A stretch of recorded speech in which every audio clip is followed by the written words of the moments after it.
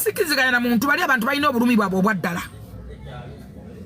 mubaleke n'obulumi bwabwe basolovinga obulumi bwabwe abantu balina ennaku yabwe gojjo balegerako amannyo nga nakaluwa bakabe nti muveeyo mugende mwana muwadde wawangulawa abantu bannupu balina obusungu bwabwe n'obulumu bwabwe ku mitima abantu babe basibe balina okusomoza okubayitamu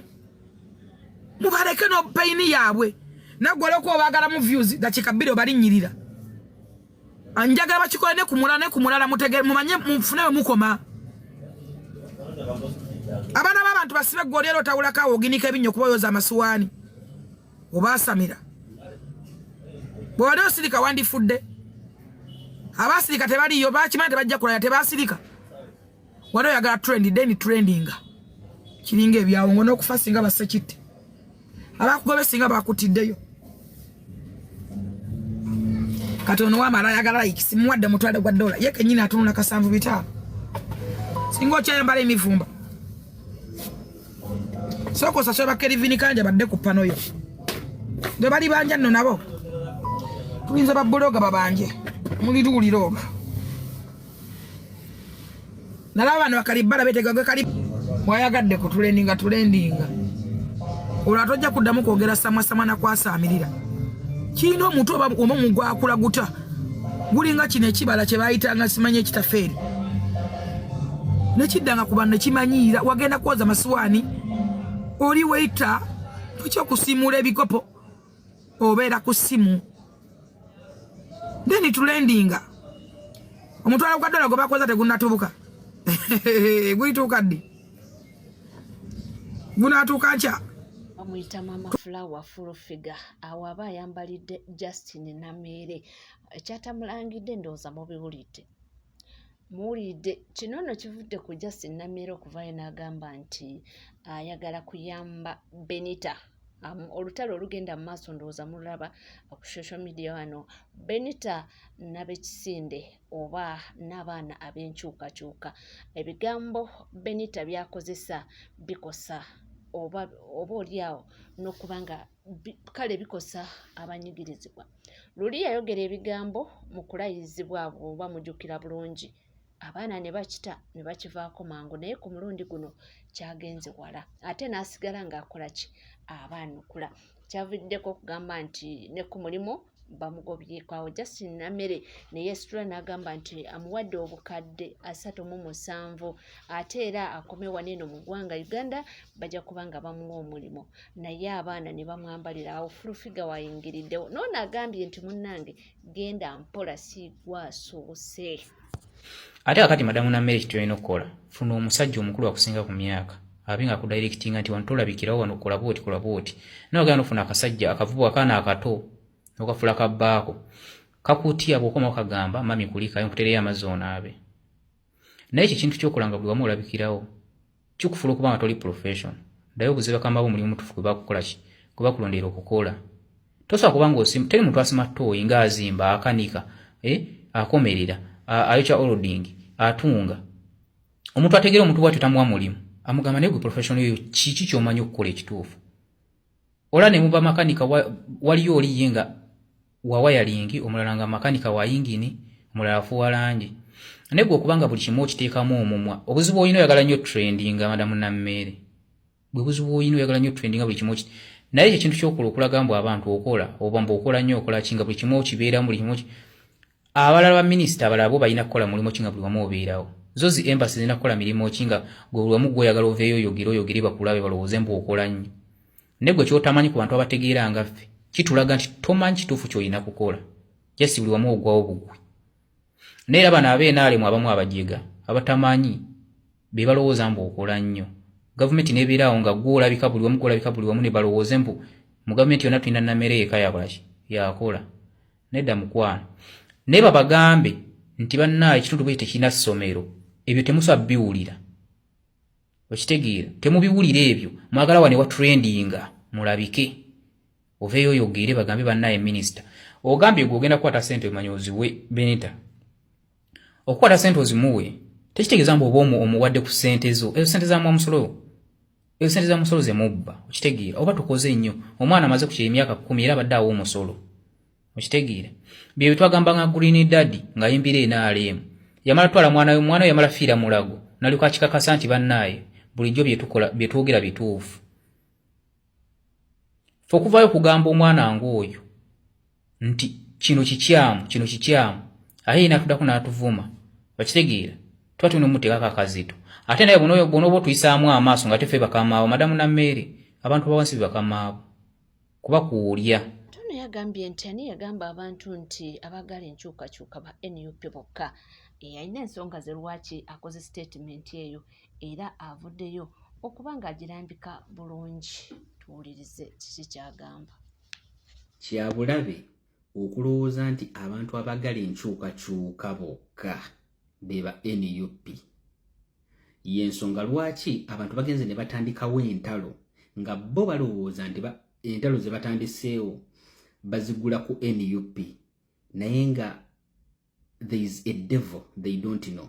Omanyi mu bulamu waliwo ba devils ba mirundi ebiri, the devil you know and the devil you don't know. Be very cautious with the devil you don't know. Kakati oyinza okubeera nga the devil you know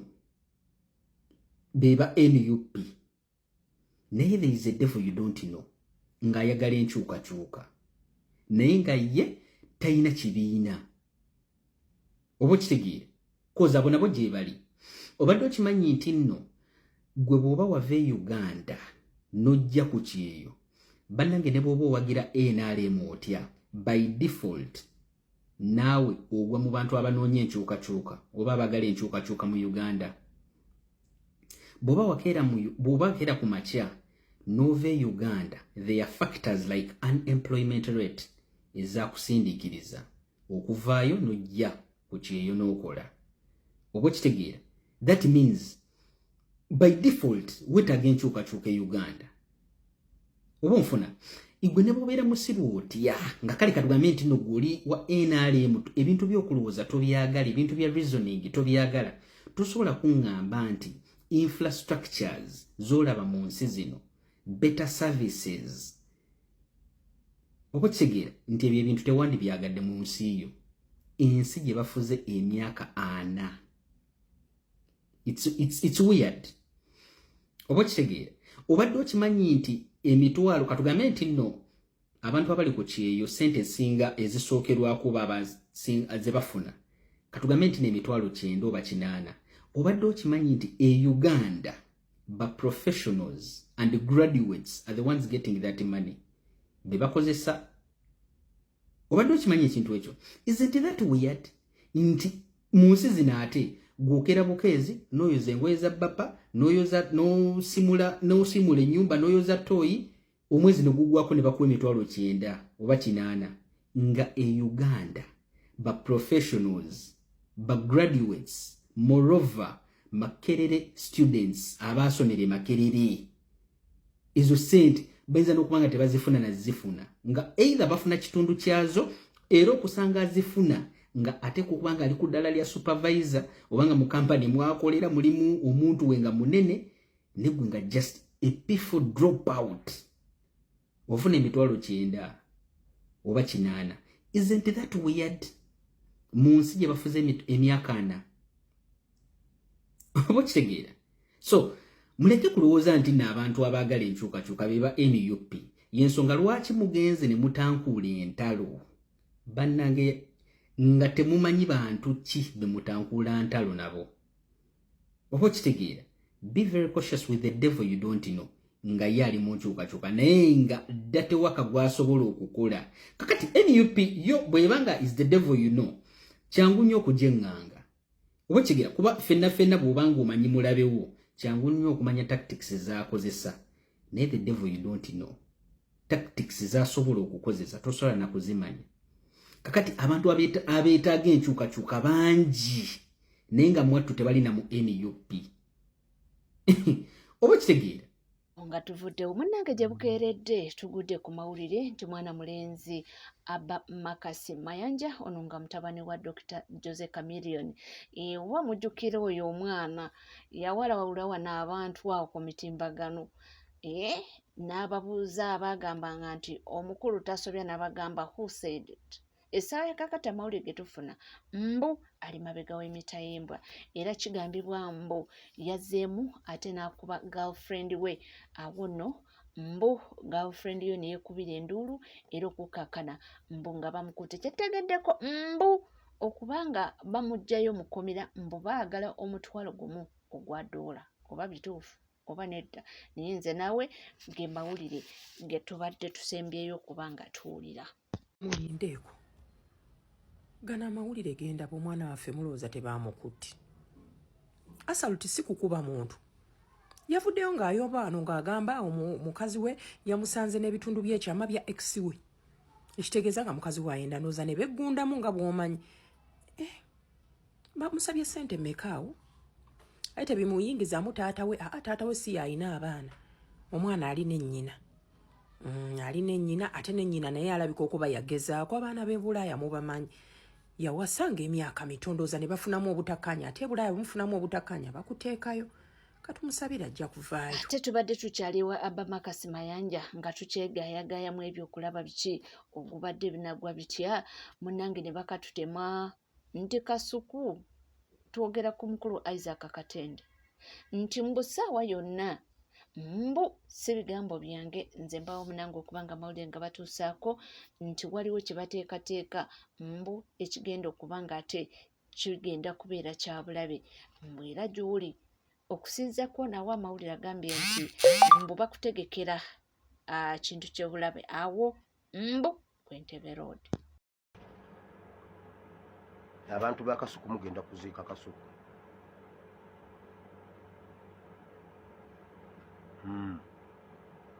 Kasuku muteekwa okumuwulira ku Entebbe Road Express Highway ng'azikidde. Kasuku agenda kuzikirira ku Entebbe Road era mugenda kuwulira ti Kasuku afunye accident tavuddeewo. Okusinziira by'amanyi ebingi yapenetratinga n'ayingira ng'ayise mu mulyango gw'emmanju eri n'ayingira mu famire ya Museveni n'abaako baakwata obwongo n'ategeera bingi. Era Kasuku bw'afuna accident n'afa temukaayana. Ekirala Kasuku alina ky'amanyi ku jjajja Ichuli. Kasuku alina ky'amanyi ku Tamale Mirundi. Ezo ensonga ssatu ze zimuggisaawo. Temumugamba mubeeko we mukateeka mwe musirike, nze mbuulidde musibuulidde ye. Bw'atakubwa masasi azikirira ku Express Highway. Teeka waaga kubanga era we najja Ichuli wennyini we mujje eryo eriise eryo erya Ichuli eryo we najja Ichuli we mujje. Yamanya bingi, alina bingi by'amanyi. Kakati ye death warrant ye yasayiningiddwa dda n'efuluma. Tewali kwebuuza ku muntu yenna, tewali kuki yo yawedde dda eri wali. Kati sawa ya kumutambulirako oba kimotoka kyamata oba kyaki ekimutambulirako sawa yonna miranga.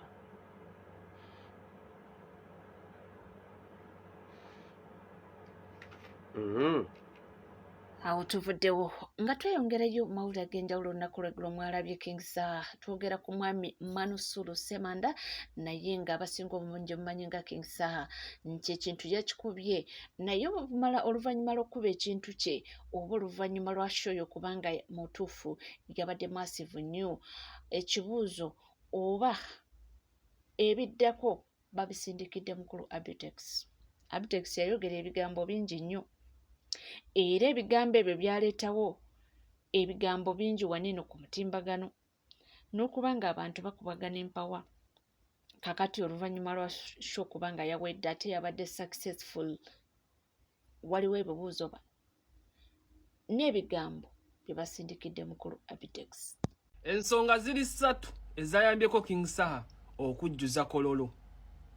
n'ebooga nze Dawton alippira ebitambula. Ensonga esookera ddala music wa King Saha tukirize tugaana akasajja kayimba nga Fefe bwe yagamba akasajja kayimbe katukoledde sound enungi ku TikTok music wako ali ku ground era ko okuyimba kamanyo okuyimba ne pen wansawo kamutegeerera ddala eyo ensonga esooka era yazannyeewo 60% mu success y'ekivulu kye. Ensonga ey'okubiri ffenna gye tukkiriza Bobi Wine bw'olaba King Saha olaba second in command ku Bobi Wine okitegeera era abantu abasinga bonna bazze lwankyukakyuka bazze nga bawagira omuntu waabwe w'enkyukakyuka ng'era ennyimba ze bayimba akamwanyi batuleke ng'abasinga bakutte ebipande bya Bobi abalala bambadde red ng'ekitegeeza eyo show yabadde political nga 30% era Bobi Wine naye yabadde ne effect nene nnyo mu kivulu ekyo ate nga Bobi ye mwagalwa w'abangi kuno. Ensonga ey'okusatu ffenna gye muwakanya naye nga gye njala mukkirize Ray G yabadde ne 10% ku show ya King Saha nti abasinga abantu be yafunye abakatugeza abantu 10% y'abantu bazze kakasooli ntalisobola tebalisobola kye baali bakayanya kye baali boogerako nga show ya Ray G ewedde. Kitegeeza nti ensonga zabadde 3 music wa Saha, politics Bobi Wine, Ray G impact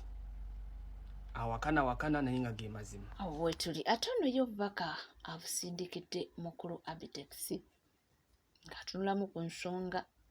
zeyayogera nti Abanyankole balina rage. In fact alina ebigambo bingi byayogera ebitaali birungi era ebitaasanyusa matu g'abantu. Mukulu Abitex eyategeka Ray G Kololo yayogera bingi video ze sijja zizanyira ku video eno naye yagamba n'akozesa olulimi olubi n'agamba Abanyankole era ne music bamututte n'agamba afuga Munyankole ebigambo bya Abitex akulira maje Munyankole n'akulidde katabayimbi bonna Munyankole. Abitex bonda bompita ki ndi muki Western terimu Banyankole bokka kankusomesa Abitex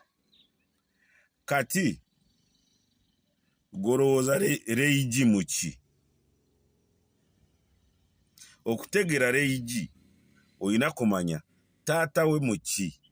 maama we muki otegere kintu ekyo kubanga gomanya obaki muki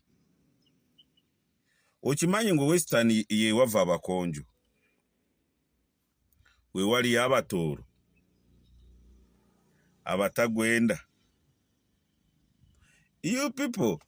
kati King Saha nga 14 lwabadde lwajjo yajuziza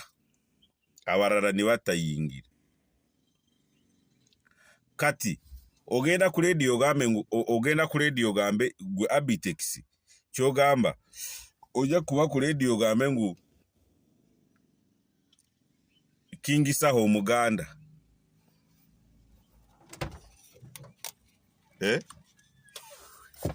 mbuuza gwe motoka eri naye tribalism ekintu kye waleeta noga kati Ray G ngenda mutegeka mu O2 yewa yerandani